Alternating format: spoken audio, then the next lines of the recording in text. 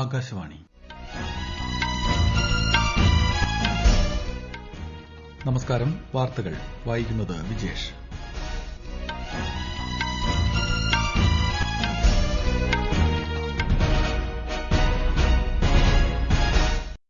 പ്രധാന വാർത്തകൾ. പ്രാദേശിക വികസന മാതൃകകൾ രാജ്യത്തെ മുന്നോട്ട് നയിക്കുമെന്ന് പ്രധാനമന്ത്രി നരേന്ദ്രമോദി. പൊതുവിപണിയിൽ നിന്ന് കടമെടുക്കാൻ 20 സംസ്ഥാനങ്ങൾക്ക് കേന്ദ്ര അനുമതി. ലോകത്ത് ഏറ്റവും ഉയർന്ന കോവിഡ് മുക്തി നിരക്ക് ഇന്ത്യയിൽ. കേരളത്തിൽ 8746 പേർക്ക് കൂടി രോഗം സ്ഥിരീകരിച്ചു. ഉത്സവകാല തിരക്ക് ഒഴിവാക്കാൻ റെയിൽവേ 196 പ്രത്യേക ട്രെയിനുകൾ ഓടിക്കും.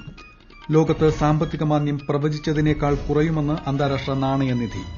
ഐപിഎൽ ക്രിക്കറ്റിൽ സൺറൈസേഴ്സ് ഹൈദരാബാദിന് എതിരെ ചെന്നൈ സൂപ്പർ കിങ്സിന് 20 റൺസ് ജയം. വാർത്തകൾ വിശദമായി. ചരിത്രപരമായ കർഷക ബിൽ കാർഷിക മേഖലയിൽ കൂടുതൽ അവസരങ്ങൾ സൃഷ്ടിക്കുമെന്ന് പ്രധാനമന്ത്രി നരേന്ദ്രമോദി. പത്മഭൂഷൺ ഡോക്ടർ ബാലാസാഹിബ് വിഖെ പാട്ടീലിന്റെ ആത്മകഥാ പ്രകാശന വേളയിലായിരുന്നു പ്രധാനമന്ത്രിയുടെ പരാമർശം.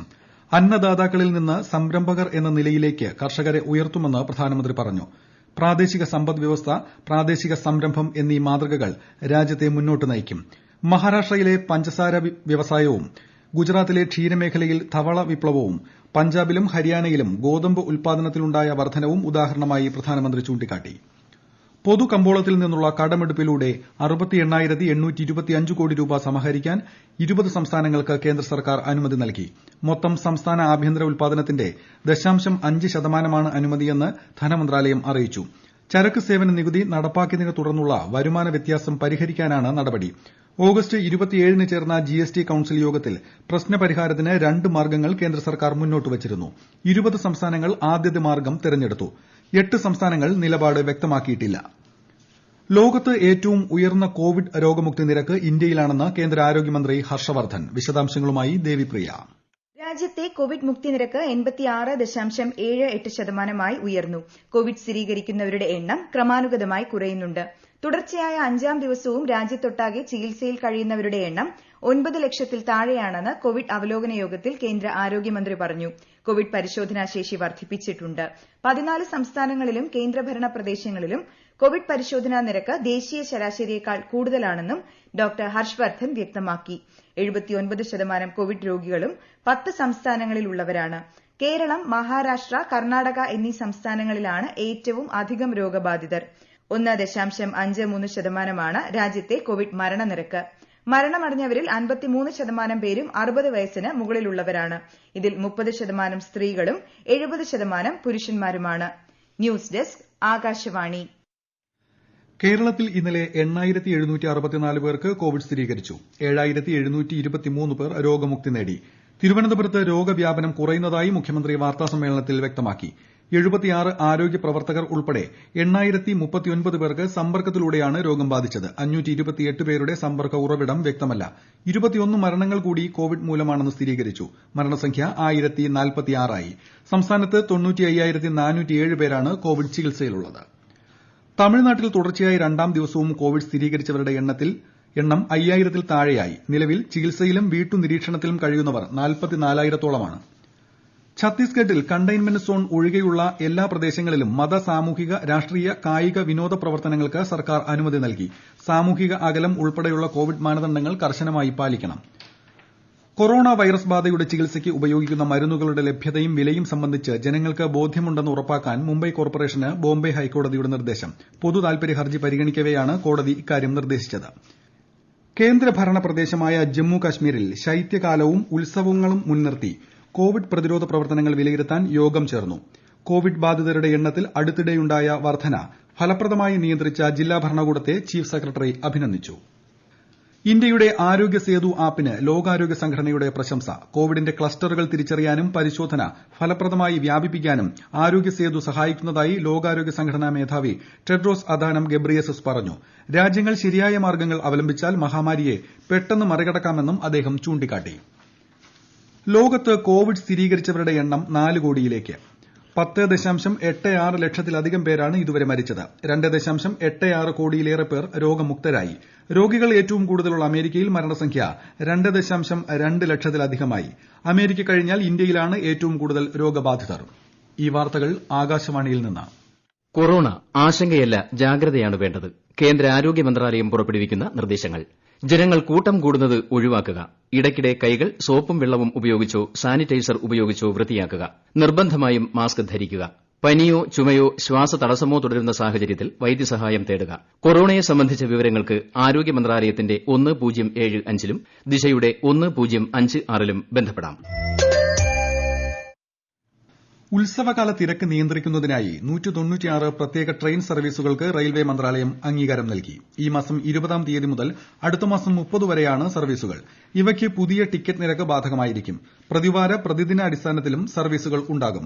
മുംബൈ നഗരത്തിന്റെ പ്രാന്തപ്രദേശങ്ങളിൽ നാളെ മുതൽ 10 AC ലോക്കൽ ട്രെയിനുകൾ ഓടിക്കുമെന്ന് പശ്ചിമ റെയിൽവേ അറിയിച്ചു. കേരളത്തിൽ കോവിഡ് വ്യാപനത്തെ തുടർന്ന് നിർത്തിവച്ചിരുന്ന AC അതിവേഗ ബോട്ടുകൾ വീണ്ടും സർവീസ് ആരംഭിക്കുന്നു. എറണാകുളം, വൈക്കം, ആലപ്പുഴ, കോട്ടയം മേഖലകളിലാണ് ജലഗതാഗത വകുപ്പിന്റെ AC ബോട്ടുകളുള്ളത്. കോവിഡ് മാനദണ്ഡങ്ങൾ പാലിച്ചായിരിക്കും ബോട്ട് സർവീസ് പുനരാരംഭിക്കുക. ഒരു ബോട്ടിൽ 120 പേർക്ക് യാത്ര ചെയ്യാം. 78 മണ്ഡലങ്ങളിലേക്കുള്ള 3ാം ഘട്ട ബീഹാർ നിയമസഭാ തെരഞ്ഞെടുപ്പിനുള്ള വിജ്ഞാപനം പുറപ്പെടുവിച്ചു. 3ാം ഘട്ട വോട്ടെടുപ്പ് അടുത്ത മാസം 7-ന് നടക്കും. നാമനിർദ്ദേശ പത്രിക ഈ മാസം 20 വരെ സമർപ്പിക്കാം. പത്രികകളുടെ സൂക്ഷ്മ പരിശോധന 21-ന് നടക്കും. 23 വരെ സ്ഥാനാർത്ഥികൾക്ക് പത്രിക പിൻവലിക്കാം. വാൽമീകി നഗർ ലോക്സഭാ മണ്ഡലത്തിലെ ഉപതെരഞ്ഞെടുപ്പിനുള്ള വിജ്ഞാപനവും പുറപ്പെടുവിച്ചു. ഉത്തർപ്രദേശിലെയും ഉത്തരാഖണ്ഡിലെയും 11 രാജ്യസഭാ സീറ്റുകളിലേക്കുള്ള തെരഞ്ഞെടുപ്പ് തീയതി കമ്മീഷൻ പ്രഖ്യാപിച്ചു. അടുത്ത മാസം 9-നാണ് തെരഞ്ഞെടുപ്പ്. ഈ മാസം 20-ന് വിജ്ഞാപനം പുറത്തിറങ്ങും. കഴിഞ്ഞ ജൂണിൽ പ്രവചിച്ചതിനേക്കാൾ കുറഞ്ഞ തോതിലുള്ള സാമ്പത്തിക മാന്ദ്യമാകും ലോകത്തുണ്ടാവുകയെന്ന് അന്താരാഷ്ട്ര നാണയനിധി. അതേസമയം ആഗോള സമ്പദ് വ്യവസ്ഥ കടുത്ത മാന്ദ്യത്തിൽ തുടരുകയാണെന്ന് IMF ലോക സാമ്പത്തിക വീക്ഷണ റിപ്പോർട്ടിൽ പറയുന്നു. ഒരു റിപ്പോർട്ട്. ആഗോള വളർച്ചാ നിരക്ക് -5.2% ചുരുങ്ങുമെന്നാണ് IMF ജൂണിൽ പ്രവചിച്ചത്. -4.4 പുതിയ റിപ്പോർട്ടിൽ പ്രവചിക്കുന്നത്. സാമ്പത്തിക നിയന്ത്രണങ്ങളിൽ മുമ്പില്ലാത്ത വിധം പ്രതികരിച്ചതാണ് പല സമ്പദ് വ്യവസ്ഥകളെയും തകർച്ചയിലേക്ക് വീഴാതെ പിടിച്ചു നിർത്തിയതെന്ന് IMF മുഖ്യ സാമ്പത്തിക വിദഗ്ധ ഗീത ഗോപിനാഥ് റിപ്പോർട്ടിന്റെ ആമുഖത്തിൽ വ്യക്തമാക്കി. ഈ ദുരന്തത്തിൽ നിന്നുള്ള കരകയറൽ ദീർഘവും അനിശ്ചിതവുമാണ്. കോവിഡിന് മുമ്പുള്ള ഘട്ടത്തേക്കാൾ മോശം നിലയിലാണ് തൊഴിൽ മേഖല. താഴ്ന്ന വരുമാനക്കാരായ തൊഴിലാളികളും യുവജനങ്ങളും സ്ത്രീകളുമാണ് ഏറ്റവും ദുരിതത്തിലായതെന്നും അവർ വ്യക്തമാക്കി. News desk, Akashvani. IPL ക്രിക്കറ്റിൽ സൺറൈസേഴ്സ് ഹൈദരാബാദിനെതിരെ ചെന്നൈ സൂപ്പർ കിങ്സിന് 20 റൺസിന്റെ വിജയം. ദുബായിൽ നടന്ന മത്സരത്തിൽ 168 റൺസ് വിജയലക്ഷ്യം തേടിയിറങ്ങിയ സൺറൈസേഴ്സിന് 147 റൺസ് എടുക്കാനേ കഴിഞ്ഞുള്ളൂ. ഇന്ന് ഡൽഹി ക്യാപിറ്റൽസ് രാജസ്ഥാൻ റോയൽസിനെ നേരിടും. രാത്രി 7:30-ന് ദുബായിലാണ് മത്സരം. ഫുട്ബോൾ താരം ക്രിസ്ത്യാനോ റൊണാൾഡോയ്ക്ക് കോവിഡ് സ്ഥിരീകരിച്ചു. അദ്ദേഹത്തിന് രോഗലക്ഷണങ്ങളൊന്നും പ്രകടമല്ലെന്ന് പോർച്ചുഗീസ് ഫുട്ബോൾ ഫെഡറേഷൻ അറിയിച്ചു. കഴിഞ്ഞ ഞായറാഴ്ചയും നാഷണൽ ലീഗിൽ റൊണാൾഡോ കളിച്ചിരുന്നു. ഇറാന്റെ അലി ദേയിക്ക് ശേഷം ദേശീയ ടീമിന് വേണ്ടി 100 ഗോൾ നേടുന്ന താരമെന്ന റെക്കോർഡ് കഴിഞ്ഞ മാസമാണ് ക്രിസ്ത്യാനോ റൊണാൾഡോ സ്വന്തമാക്കിയത്. കേരളത്തിൽ വിവിധ ജില്ലകളിൽ മഴ തുടരുന്നു.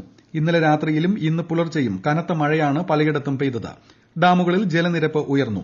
തിരുവനന്തപുരം ജില്ലയിൽ കളക്ടർ ജാഗ്രതാ നിർദ്ദേശം പുറപ്പെടുവിച്ചു. പേപ്പാറ ഡാമിന്റെ 2ഉം 3ഉം ഷട്ടറുകൾ രാവിലെ 9 മണിക്ക് 5 സെന്റിമീറ്റർ വീതം ഉയർത്തും.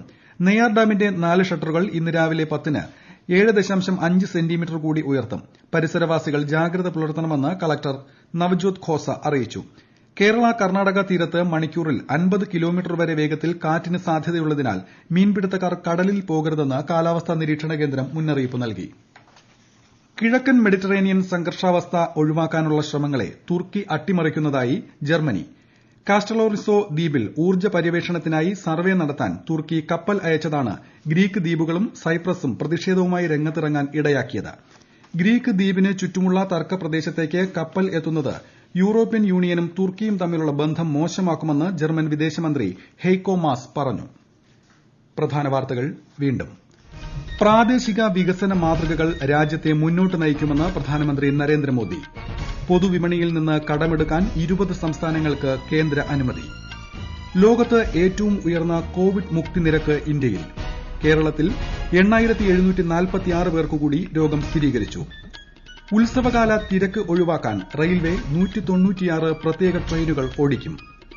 ലോകത്ത് സാമ്പത്തിക മാന്ദ്യം പ്രവചിച്ചതിനേക്കാൾ കുറയുമെന്ന് അന്താരാഷ്ട്ര നാണയനിധി. IPL ക്രിക്കറ്റിൽ സൺറൈസേഴ്സ് ഹൈദരാബാദിനെതിരെ ചെന്നൈ സൂപ്പർ കിങ്സിന് 20 റൺസ് വിജയം. വാർത്തകൾ കഴിഞ്ഞു. അടുത്ത വാർത്താ പ്രക്ഷേപണം 10:15-ന്.